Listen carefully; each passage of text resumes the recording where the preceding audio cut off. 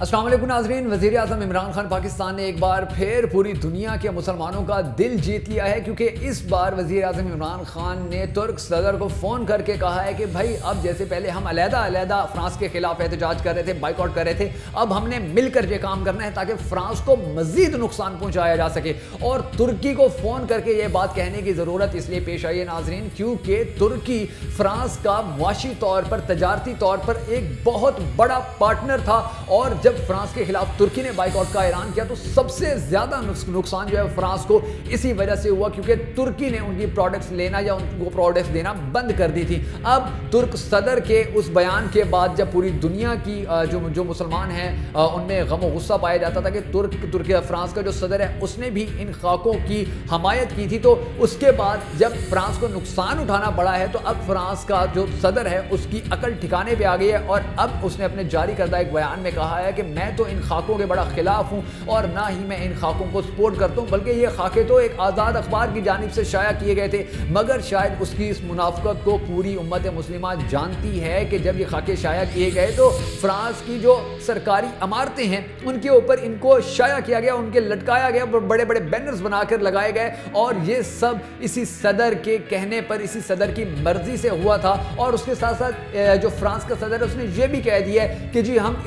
ہماری جنگ اسلام کے خلاف نہیں ہے، بلکہ ہماری جنگ تو اسلام کے نام پر ہونے والی دہشت گردی کے خلاف ہے۔ حالانکہ اگر حقائق کو مسخ نہ کیا جائے، اگر حقائق کو دیکھنے کی کوشش کی جائے تو پوری دنیا جانتی ہے کہ مسلمان ہمیشہ امن کا ہی درس دیتے آئے تھے، اور فرانس کے اندر بھی مسلمان دوسری مائنورٹیز کے ساتھ بڑی خوش اخلاقی کے ساتھ رہ رہے تھے، بڑے امن کے ساتھ رہ رہے تھے۔ اس وقت تک فرانس کے مسلمانوں کے اندر کوئی سختی نہیں آئی تھی، یا ان کا جو رد عمل ہے وہ بالکل سخت نہیں ہوا تھا، فرانس کے خلاف انہوں نے کوئی بات نہیں کی تھی، کوئی ایکشن نہیں کیا تھا، جب تک نبی کریم صلی اللہ علیہ وسلم کے جو گستاخانہ خاکے شائع نہیں کیے گئے تھے۔ جب یہ گستاخانہ خاکے شائع ہوئے ہیں تو اس کے بعد فرانس میں رہنے والے مسلمانوں نے رد عمل دیا، اور اس رد عمل کے بعد فرانس کے حالات جو ہیں وہ بڑی تیزی سے خراب ہونا شروع ہو گئے تھے، جس کے بعد فرانسیسی صدر کو شاید عقل آئی ہے اور اس نے اپنے یہ بیانات بدلے ہیں کہ جی وہ کہہ رہے ہیں کہ اب میں جو نبی کریم صلی اللہ علیہ وسلم کی جو گستاخی ہوئی ہے میں اس کو سپورٹ نہیں کرتا ہوں، بلکہ یہ تو ایک آزاد اخبار نے شائع کی تھی۔ اگر ایک آزاد اخبار نے یہ شائع کر دیے ہیں اور فرانس کے اس کی وجہ سے حالات خراب ہو رہے ہیں تو فرانسیسی صدر کا حق بنتا تھا کہ وہ سب سے پہلے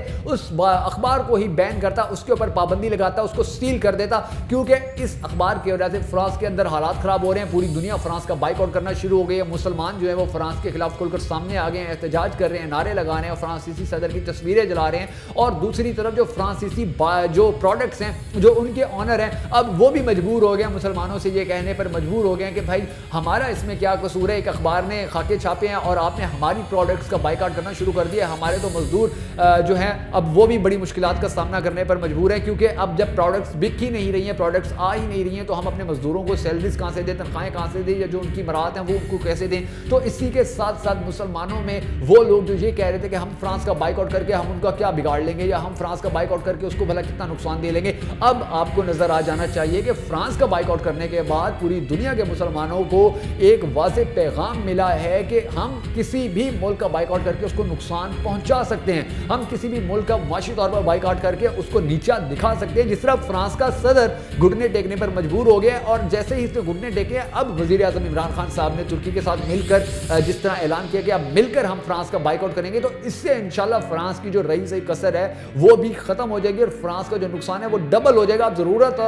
ضرورت صرف اس امر کی ہے کہ جتنے بھی اسلامی ریاستیں ہیں، جتنے بھی اسلامی ممالک ہیں، وہ سب ترکی اور پاکستان کے ساتھ مل کر ایک لاہے عمل بنا کر، ایک پالیسی بنا کر فرانس کا بائیکاٹ کریں، تاکہ پوری دنیا کو یہ پیغام جا سکے کہ جس طرح فرانس کا بائیکاٹ کر کے پوری امت مسلمہ نے فرانس کو گھٹنے ٹیکنے پر مجبور کیا، اسی طرح اگر کوئی اور بھی نبی کریم صلی اللہ علیہ وسلم کی یا قرآن مجید کی گستاخی کرنے کی کوشش کرے گا تو اس کا بھی یہی انجام ہوگا۔ اگر آپ چاہتے ہیں کہ ترکی اور پاکستان کے ساتھ دیگر ممالک بھی مل کر فرانس کا بائیکاٹ کریں تو ہمارے اس پیغام کو زیادہ سے زیادہ شیئر کیجیے، اور ہماری اس ویڈیو کو لائک کرنا ہرگز مت بھولیے گا۔